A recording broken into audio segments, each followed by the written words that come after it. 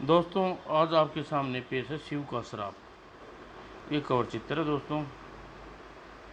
एक बार एक बार भगवान शिव कैलाश पर्वत पर तपस्या कर रहे थे। पास में उनका वाहन नंदी बैठा जुगाली कर रहा था। नंदी की जुगाली करते करते पूछ मक्खियाँ उड़ाने लगे और एक बार नंदी की पूछ की मक्खी उड़ाने की कोशिश में पूछ शिव जी के मुंह से टकराई। ओह अच्छी, ओह मर गया भगवान, मेरी हड्डी पसली टूट गई। और भगवान शिव की तपस्या भंग हो जाने के कारण क्रोधित हो उठे। नंदी, तुझे हमारी तपस्या भंग की है, इसलिए तुझे श्राप देते हैं और तुम मृत्युलोक में रहकर दुख भोगने होंगे। नहीं भगवान, मुझे मृत्युलोक में मत भेजिए, मुझे क्षमा कर दीजिए, मैं क्षमा कर दीजिए भगवान। नहीं, हम तुझे क्षमा नहीं कर सकते। तुम्हें उद्दंडता का दंड अवश्य मिलेगा। भगवान, अपने श्राप वापस ले लीजिए, मुझे मृत्युलोक में दुख सहन करने नहीं सकूंगा।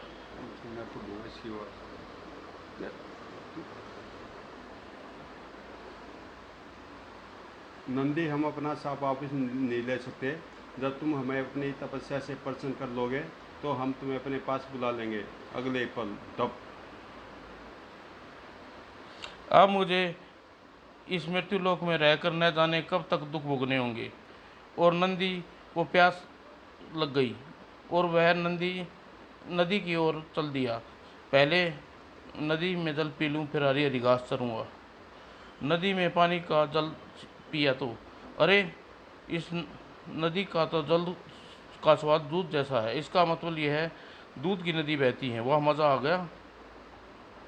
और जल पीकर नंदी किनारे की ओर हरी हरी घास चरने लगा। अपने राजा चंद्रमणि ध्वज ने प्रजा की भलाई के लिए बहुत अच्छे काम किए हैं। हाँ भाई, तभी तो अपने राज्य में इतनी सुख सुविधा है। राजा चंद्रमणि पूजा पाठ बहुत करता है, लेकिन भगवान हम बिल्कुल दया नहीं करते। हाँ भाई, भगवान राजा की एक संतान दे तो उसका वंश आगे चले। इस बात पर राजा बीमार रहने भी लगे हैं और इस चिंता में कहीं महाराज के प्राण ना हो जाएं, इसी पर प्रजा के दुख का पार टूट पड़ेगा। उनकी बातें सुनकर नंदी सोच में पड़ गया। वो मुझे ऐसे करते हुए निष्ठ ईश्वर भक्त राजा की अवश्य सहायता करनी चाहिए, लेकिन मैं राजा की क्या सहायता कर सकता हूँ। अगले पल वह खुशी से उछल पड़ा। अरे, मैं अपनी शक्ति से राजा के घर में जन्म ले सकता हूँ और फिर राजा को एक संतान की ही तो जरूरत है। और कुछ दिनों पश्चात महाराज आप रानी चंद्रमती जल्दी उठकर महाराज की ओर आगे बढ़ी। अरे, कोई रानी को उठाओ। दासियां दासियों ने रानी को सहारा देकर पलंग पर लेटाया। महारानी, क्या हो गया था तुम्हें? पता नहीं महाराज, आपके स्वागत के लिए उठी थी, चक्कर आकर गिर पड़ी। चिंता न करो, हमने राजवीर जी को बुलवाया है। वह अच्छी तरह तुम्हारा परीक्षण करेंगे। और कुछ देर बाद राजवैद्य कक्ष में पहुंचे। उन्होंने परीक्षण करते हुए मुस्कुराते हुए कहा, महाराज बधाई हो, महारानी जी मां बनने वाली है। लेकिन ये कैसे हो सकता है राजवीर जी? आपसे कोई भूल? हुई है? नहीं महाराज, यह सत्य है। यानी रानी संतान को जन्म देंगी? है ईश्वर, ये चमत्कार कैसे हो गया? और जंगल की आग की तरह रानी की गर्भवती होने का समाचार पूरे राज्य में फैल गया और सभी स्त्री पुरुष बच्चे नाच गाने लगे। उधर एक घने जंगल में एक गुफा के आगे जादूगर शक्ति शांतनिक ने अपने देवता काल भैरव की पूजा करते हुए चौंका। जादूगर स्थानिक, आज चंद्रमणि ध्वज को की रानी चंद्रकांता गर्भवती हो चुकी है। वह शीघ्र ही संतान को जन्म देगी। नहीं, ऐसा नहीं हो सकता। मैं राजा चंद्र ध्वज के वंश को नष्ट कर दूंगा। मैं अपने गुरु चुड़ैल राक्षस को की राजा की कैद में छुड़ाने के लिए काल भैरव के 1000 गायों की बलि दूंगा। और काल भैरव जीवित होते ही चुड़ैल राक्षस को राजा की कैद से मुक्त कर देगा और फिर मैं पूरे राज्य में तबाही मचा दूंगा। यह निश्चित कर वह शैतान नगर की ओर चल दिया। और अगले दिन जादूगर ने गायें चुरानी शुरू कर दी। इन गायों की बलि तो काल भैरव को अवश्य प्रसन्न होगा। प्रतिदिन गाय चोरी होने से नगर के लोग परेशान हो उठे। भैया रात को गाय को अच्छी तरह से रस्सी से बांध कर रखा था, लेकिन सुबह न रस्सी मिली न गाय। कुछ समझ में नहीं आता, आखिर गाय को कौन चुरा ले जाता है। गायों की चोरी इस राज्य में एक ऐसी बात कभी नहीं सुनी थी। गायों की चोरी, भैया लगता है राज्य पर कोई भारी विपत्ति टूटने वाली है। हे भगवान, हमारी रक्षा करना। आखिर बात राजा चंद्रमणि ध्वज तक पहुंची। महामंत्री, हम यह क्या विचित्र समाचार सुन रहे हैं। हमारे राज्य से सैकड़ों गायें चोरी हो चुकी है और अभी तक चोर का मुख्य कुछ पता नहीं। महाराज, मैंने गुप्तचरों को यह काम में सौंपा है, लेकिन उन्हें चोरों को पकड़ने में असमर्थ रहे। और उधर जादूगर शैतानिक अपने देवता काल भैरव को गाय की बलि देता रहा। अब केवल 200 गाय की बलि और देने के बाद काल भैरव जीवित हो जाएगा। एक दिन जादूगर स्थानिक, सावधान, राजा चंद्रमणि ध्वज के घर में पुत्र जन्म ले चुका है। नहीं, उसको जीवित नहीं रहने दूंगा। इधर महल में जब राजा चंद्र के पुत्र का समाचार सुने तो खुशी से कोई सीमा न रही। राधा, तुमने यह समाचार सुना, सारी दुनिया की खुशियाँ हमारी झोली में डाल दी। हम तुम्हें यह हार भेंट देते हैं। महाराज की जय हो। आपका यश चारों दिशा में दूर दूर तक फैले महाराज। उसी समय राजा चंद्रमणि ध्वज रानी के कक्ष की ओर चल दिया। भगवान ने आखिर मेरी प्रार्थना सुन ली। पुत्र देकर मेरे सब दुख चिंता दूर कर दिए। और खुशी के मारे उसके पांव जमीन पर नहीं पड़ रहे थे, लेकिन रानी के कक्ष में पहुंचते ही उसकी खुशी पलक झपकते नष्ट हो गई। नहीं रानी, हमने कभी सपन में भी नहीं सोचा था कि कभी ऐसी संतान भी हो सकती है। चिंता छोड़िए महाराज, हमारे भाग्य में शायद यही कुछ लिखा था। और राजपुरोहित, इस बच्चे का नाम सुंदरी रखा जाए। सुंदरी सुनंदी रखा जाए। ओह, धीरे धीरे वह बच्चा बड़ा होने लगा। जब सुनंदी 10 वर्ष का हुआ तो वह महल के बाहर खेलने जाने लगा। अरे, सुनंदी आ गया, अब खेल में बहुत मजा आएगा। किंतु साथी लड़के सुनंदी से बहुत तंग करते थे। सुनंदी, तेरी पूंछ कितनी लंबी है? अरे, मेरी पूंछ न खींचो, बहुत दर्द होता है। लेकिन लड़के उसकी पूंछ खींचे बिना नहीं मानते थे। अरे छोड़ो, बचाओ। उसके चोट लग जाती है तो वह कहता है, राम, कान खोल कर सुन ले, यदि तुम अपनी शरारतों से बाज नहीं आए तो मैं कभी तुम्हारे साथ नहीं खेलूंगा। अरे भाई, कोई बैल के साथ भी खेलता है? और सुनंदी नाराज होकर महल की ओर लौट जाता है। देखो, बैल घोड़े दौड़ा पे बैठे। लड़कों ने उसका महल से निकलना मुश्किल कर दिया। सुनंदी, दे तेरी पूंछ कितनी लंबी। इन बातों से परेशान होकर सुनंदी उनके साथ खेलना बंद कर दिया। अब भगवान शिव मेरा कल्याण करेंगे, मुझे तपस्या करके उन्हें प्रसन्न करना होगा। और एक दिन लगातार शांति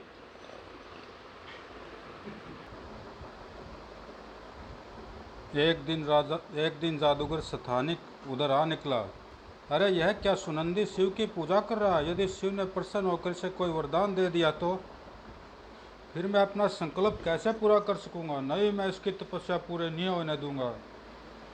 यह निश्चय करके जादूगर ने भयंकर आंधी चला दी। उसने आंधी की गति और बढ़ा दी। ओम नमो शिवाय। तेज आंधी से भी सुनंदी ने शिव की तपस्या नहीं छोड़ी तो जादूगर ने जोरों की वर्षा शुरू कर दी। तड़ाक वर्षा तूफान भी सुनंदी को विचलित न कर सके।